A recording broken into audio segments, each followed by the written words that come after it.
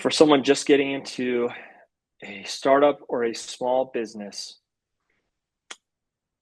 I think that the number one thing that I would recommend from my personal experience and just the people that I've been working with now is the only thing you really need to think about is whatever your service or your product is. So if you're a service-based company or if you're building, you're selling something physical or it's a SaaS company, whatever it might be, make sure that that thing, the service or the product is actually something that people want. And then all your focus should be on sales and identifying who are the people trying to buy your product or your service. And you spend 99% of your time on those two things.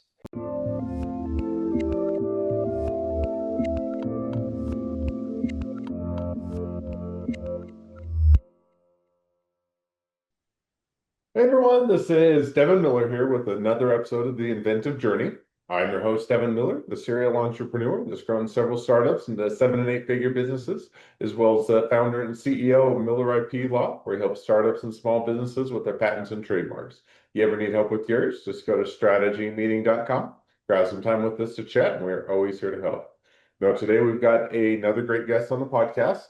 Larry Miller. And Larry started out his journey out of high school going on a religious mission. And then also from there, started to go into dentistry and got most of the way through and decided it wasn't necessarily the path that was for him or wanted to take. So switched gears a bit and went off and got a business as well as a law degree. And then had some colleagues that were doing a mobile app startup around 2007. So decided to do that with them for a while. And since then has helped to co-found a couple other businesses over the years, and then has worked with a startup as well before transitioning to also doing a lot of consulting and fractional co-founding services. So, with that much as a quick introduction, welcome on the podcast, Larry. Thank you. Appreciate you having me. Absolutely excited to have you here. So, well, I just gave just a quick intro to a much longer journey, but why don't we rewind and unpack that a bit and tell us a bit more about what you are about how your journey got started coming out of high school and going and serving a religious mission. Yeah. So went on my mission. This was back in 2009. Um, Came back from that. And prior to that, I had always just kind of thought by default, I really hadn't put much thought into a career other than someone once told me that orthodontists make a lot of money and work 4 days a week. So I thought, sure, let's do that. So without even really looking much more into it, I came back, went to school, started going down the pre-dentistry route. And yeah, I went pretty far into it, took all the prereqs, even took the dental admission test, and just kind of knew after looking deeper into it that this was not something that I wanted to be doing on my day-to-day career-wise. So kind of made a shift there at the end. And I had always been interested in business, even, the legal stuff as well. More so came from just family, friends, and people that I knew who had gotten their law degrees and transitioned to business, said it was a great thing to go into. So basically, in my undergrad, I thought to myself, well, if I haven't figured out what it is I want to do yet, why not go get a joint JD MBA and maybe something good will come out of that. So um, prior, I guess in between, I had worked for a couple of different software startups just as like an analyst, customer success. So I kind of got a feel a little bit for what that world was like and thought maybe this could be something that I get back into. Anyway, midway through grad school is when the first real startup opportunity presented itself. Some family members and some other people were working on a mobile app in the peer-to-peer delivery space and basically presented it to me like, hey, do you want to take this and run with it with us? I thought that sounds exciting. Let's get going. So started working on that while I was still in grad school, graduated, was working on that full time.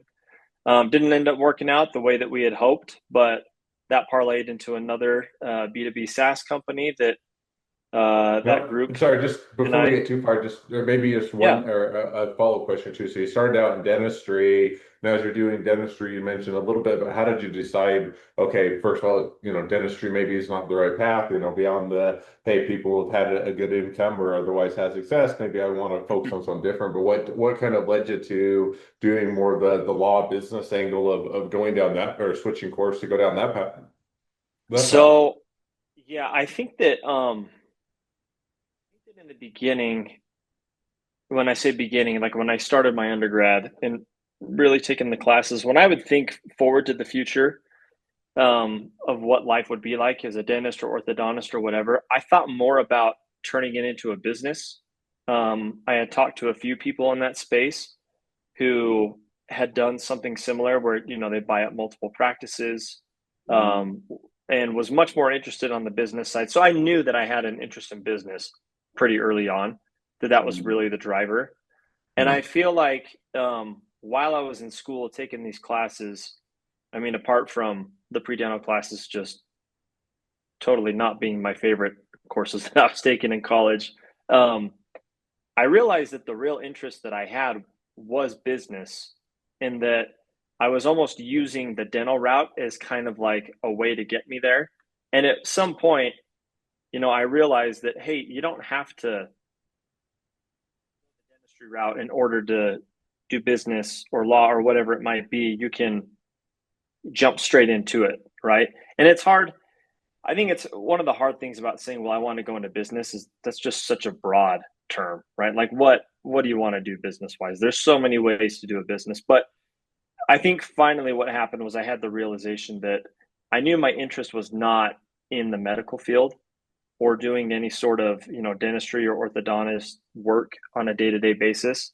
So yeah, just talking with my family, I feel like at that point I was really scared. I was nervous because I felt like I was throwing away a bunch of years and blood, sweat, tears of study and whatnot with that. But they helped talk me through it and just being like, look, if you really understand that this is something that you don't want to do and you'd rather pursue this other path, like now's a great time to make the switch. It's not like you're, at that time it feels like you're so old. You've been going through school for so long, and it's like a 20, 22, 23-year old kid still. You got your entire life in front of you.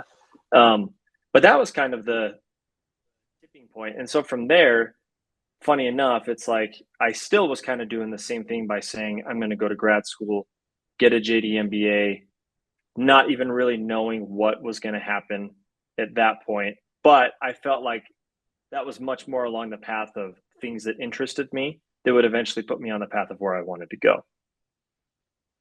Gotcha. No, that makes sense. So now you come out having done, done a bit of working for some startups along the way and then going and getting the degrees there. And as you're coming out, kind of what direction did you go or kind of where did the career path kind of start from there?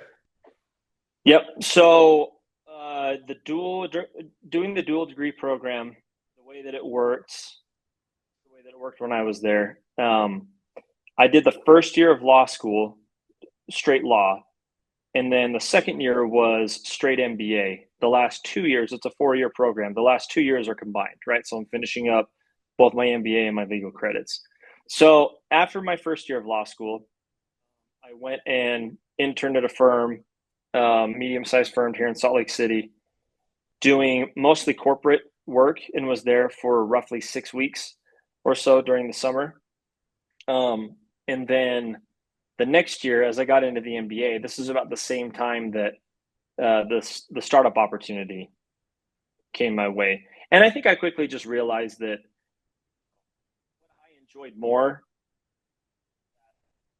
what I was doing at the law firm versus being in the midst of my MBA courses and working on a startup. I just found that to be more exciting for me at the time, um, and so I kind of just stayed on that path, and I I really did enjoy, so much of the law aspect, though. I just think it's so applicable in so many ways, and have used it obviously. And every startup that I've done, it's been helpful to be able to, help with company formations and contracts and negotiations and things like that. So, kind of been able to utilize it that way, but learned pretty early on that my interest was more working directly on and with the business than it was necessarily, um, just being confined to working on the legal part of it. So it started like that, and then that's kind of where when the opportunity presented itself, I just kind of stuck with it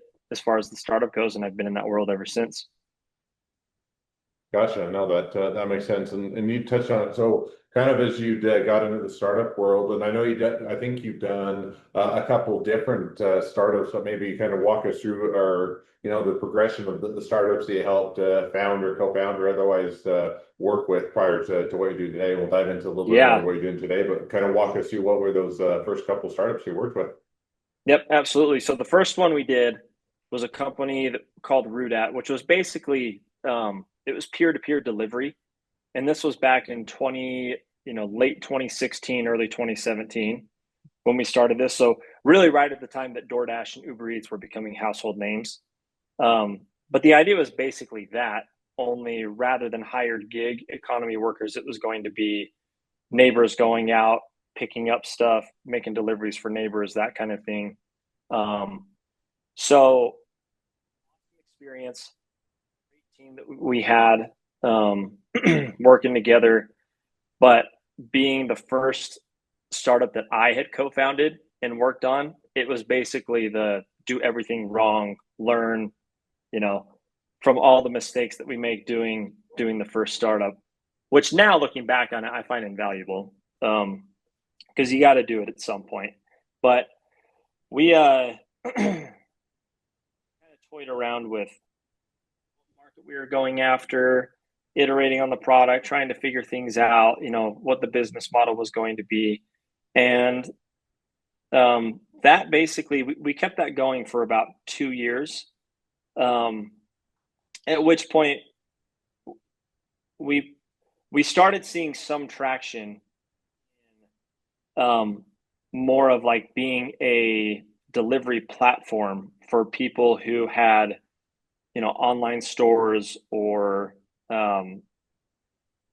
like they'd have a Facebook business page or something like that, and they just needed a delivery service to be able to ship their goods, which was a complete pivot from what we had been doing before, which is peer to peer. And not saying that it wouldn't have worked, but at that point, we kind of looked at each other, our family, friends, seed money that we had was coming down, and we all basically got in a room, looked at each other, and said, if we're going to make this pivot, I think it's time. We're going to have to go raise some more capital to be able to do it. And everyone, I think, most members of the team were looking at each other like, hey, it's been a good run, fellas, but I think that a lot of people were interested in kind of going off and trying something else. So we decided to wind that down, but simultaneously at the same time, we'd been in talks with a major shipping carrier, and were able to secure a few months after this winding down process, a national reseller contract with one of the major shipping carriers here in the United States, which we then realized that, hey, we've got something that only a handful of other people have in the entire nation. And we're able to build a new SaaS company around that. So that company was called Goa Solutions.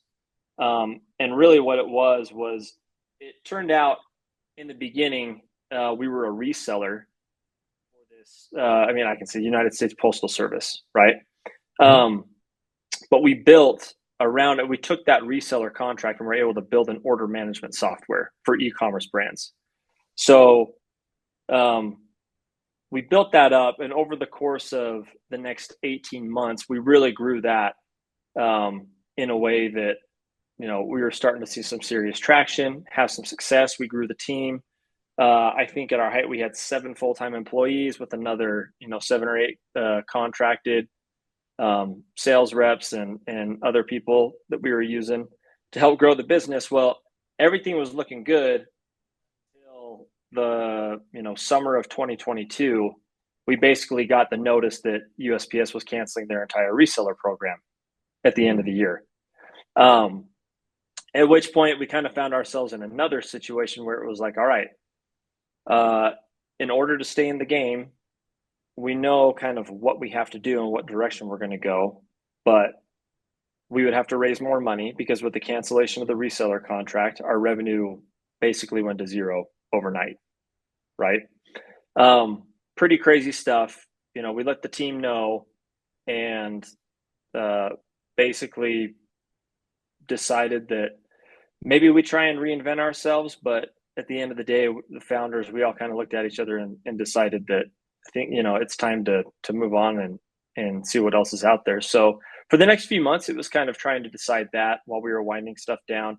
I ended up taking a product job at a tech company down in Provo and Hmm. was there for about 6 or 7 months before that company went through a big round of layoffs, of which I was a part. So a real roller coaster for me, really, from about 20, 2022 through 2024, just kind of a lots of up and downs. But met some great people, made some great connections. After that layoff, I had another one of one of my co-founders who I'd worked with previously on the businesses was doing another startup and asked me, he's like, we don't have a ton right now, but if you could come in and kind of help consult slash manage a bunch of our stuff, that'd be great. And I'm sitting here like, yeah, of course, like I take what I can get right now while I'm trying to figure stuff out. Well, that kind of parlayed into what I'm doing right now, which is I realized that, okay, I've got a skill set in helping these guys, not just with their startup legal services, but also with helping them, go to market, managing their product, the whole 0 to 1 experience, and figured if I can do this for one, let's turn this into something that I can do for other, non-technical co-founders who need that kind of product help, or for other, companies who founders don't really know what it's like doing the entire 0 to 1 experience. They've got an idea, they know kind of who they want to work with, but legally they're not sure how to structure things or how to make it official and get it set up, or they don't know how to manage a dev team to actually get something built. They're not sure if they want to bring somebody in-house, if they want to outsource, of which I've done everything. So that basically has led to where I'm at right now, which is providing those types of services for 0 to 1 startups at this point. No, but sounds like quite the journey, and sounds like a good place that you've settled. So now, and you may mention it kind of when with the current iteration where you're on, as we did discuss a bit before, kind of that fractional co-founder type of a service. About when did you start that, or how long you've been doing it? So I've been doing that now for, let's see, where are we at? Midsummer. I started probably late fall of last year. So we're going on maybe 9 months of doing this, just under a year. Um, but yeah, it really it didn't start as me saying, I have an idea, this is what I'm going to do. It started as somebody coming to me asking for the service, me providing the service and realizing, hey, you know, I can provide this type of service not just for one, but for several different clients, and that's where we're at now. No, that's awesome. And so now walk us through that iteration, kind of as you almost kind of I don't know tripped into it, so to speak, or kind of it came almost from the demand of others you are looking for and seeking out the services. But kind of what has that evolution has been? Has it been a rocket ship to the top and more clients and money raining down from the sky than you know what to do with, or has it kind of been an up and down or an ongoing evolution, or too early to tell, or kind of catch us up a little bit as to what that Yeah. evolution is and where things are at today? Yep. Definitely a slow build on this one. So with the previous startups that I've done, it's always been off of family and friends, right? Like close network, seed round, money that we've used in a number of these different ventures, right? Like we've done both. We've hired offshore to build, we've hired in-house. I've become very familiar with the costs of getting a company started, right? So for this one, because it's a service-based business, part of the reason why I decided that I would go all in on this was because it was just no cost to entry for me, right? Like I can give the service, and then growth can provide. Um, well, I should say that the growth can come from generating revenue, and the idea was just to slow grow it that way. So I wasn't going to go out and ask for a raise or for anything like that. Where I realized that, hey, if I've already found I'm going to then use my own hustle, blood, sweat, and tears to, get the next few, and then we'll kind of just grow from there. So that's where I'm at now. Currently working with um, two startups, and I don't have plans right now to raise any money to expand this thing. I think that things are going well enough that I really would love to do great work for the startups that I'm working with and be selective about what people I'm going to bring on to help expand this to make sure that the quality of service is going to stay where I would like it to be. Um, but yeah, I mean that's kind of the plan right now as far as growth goes, and really just as far as the service that we provide. Um, and when I say we, it's me and the guys that I'm working with. Some of them are former coworkers. A lot of them are the offshore teams that I've been working with for over 5 years now. That have contracted working with me, and I've got a great relationship with all these people. And I think that that is a lot of the value that comes from what I'm doing. Is it's like working with a team who's been together for a long time and has been through what my clients are now going through, right? So I can help them navigate this whole, hey, here's what to expect. Here's where you're going to feel like things are going wrong. They're not. Stick with it, push through things. This is not some sort of, we have an amazing idea and we're just going to build something and things are going to take off. There's work that goes into it. But I think it helps. I think it helps having somebody who has been there, done that versus, just going and trying to hire help and, entrepreneurs getting the idea that I'm just going to convey my idea to them and they're going to make it happen. Right. Like there's just so much more that goes into it than that. So, Nope, definitely makes sense as a great service and a good or a good option for those that are working to progress in their business and having that person alongside as part of the team that's been there and been through that before and can offer that guidance. So certainly makes it a good sense and sounds like it's early stage, but a good evolution of your business. So that's awesome to hear.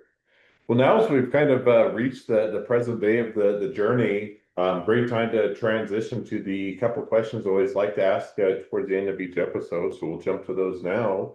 So the first question I'd like to ask is, along your journey, what was the worst business decision you ever made? What did you learn from it? oh man, where do I start? So a couple of things. Um, Probably the first worst business decision I ever made was our first startup. We had the mindset that don't tell anyone your idea, keep it very stealth, because if anyone hears it, they're going to rip you off and copycat, whatever. The reality is just about everybody, except for maybe you and your team, they don't care what you're doing. And letting people know what you're doing, what you're working on, can really only help you. And in fact, is the key to helping you get off the ground. So I think that that was number one. Was for way too long we tried to keep it hush hush under wraps. We were working basically out of our own little bubble, um, with just our internal team rather than networking as much as we possibly could with all sorts of different people, right? Be it former founders, business minds, people who had been there, done that, speaking with our own, market and customers, with investors, whatever it might be. Again, the big lesson that I learned from that is that talking about what you're working on 99.999% of the time can only help you. It is not going to hurt you because the people in the network that you build up and you come across, they're the key. They're going to be the key to really helping you, take off, be it introductions to customers, be it figuring out what your customers actually want. You got to talk to people. That was the first one. There's another one that I was thinking about, which was um, early on at that first company. Uh, I thought it would be a good idea to hire someone to basically come in and do my job.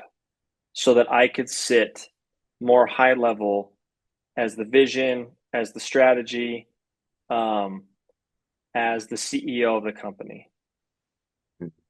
Great guy that we had come in, um, very talented, got along great with everyone. But the fact of the matter is that that is not the time to be outsourcing the work that you as a founder need to do. If you're a founder, do the founder's job, which really means that nothing is below you, right? Sales, customer service, user interviews, um, going through all the nitty gritty details on your UX, your UI, whatever it is, those things are all your job. And while you want your co founders and your team members to help you out with that, you can't totally outsource that. We ended up letting him go just a few months after bringing him on, which was the first time that we had to let somebody go at that point, and super difficult. Not a fun experience, but all of that was on me. That was a hire that never should have been made in the beginning. So I think that um, be careful in the hiring process that you're not outsourcing your job as a founder.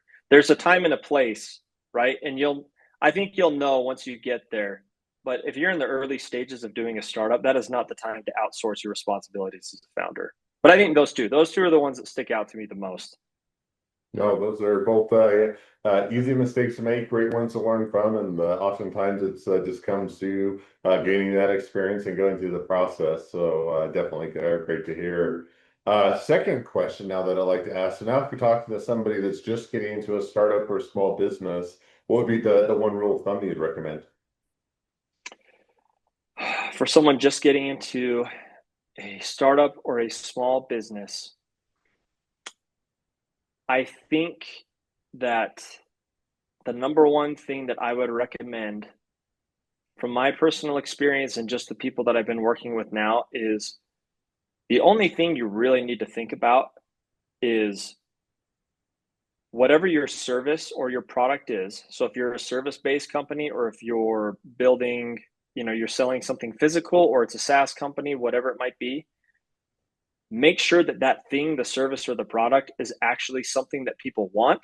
And then all your focus should be on sales and identifying who are the people trying to buy your product or your service, and you spend 99% of your time on those two things.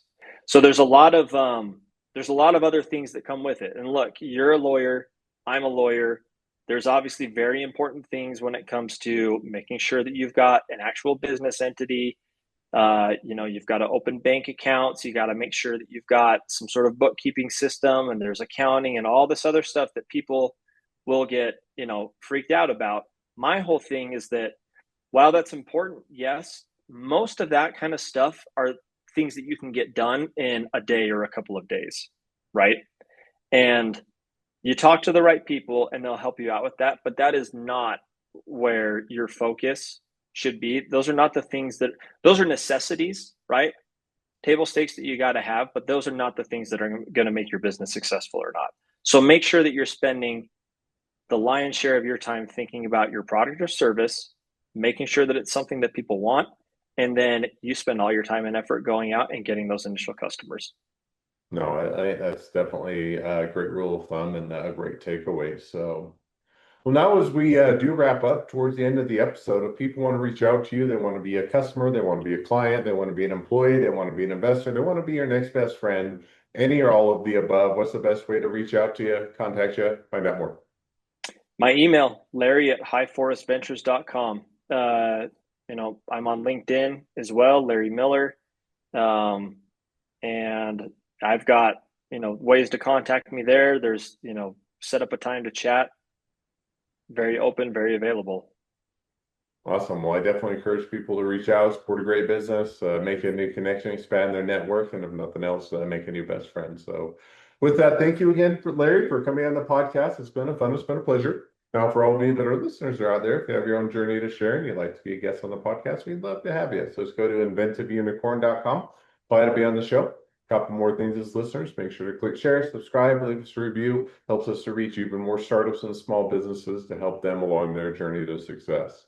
And along that note, if along your journey you ever need help with patents or trademarks or anything else with your startup or your small business, just go to strategymeeting.com, grab some time with us to chat, and we're always here to help. Well, thank you again, Larry, for coming on the podcast, and wish the next leg of your journey even better than the last. Appreciate it, Devin. Thanks so much.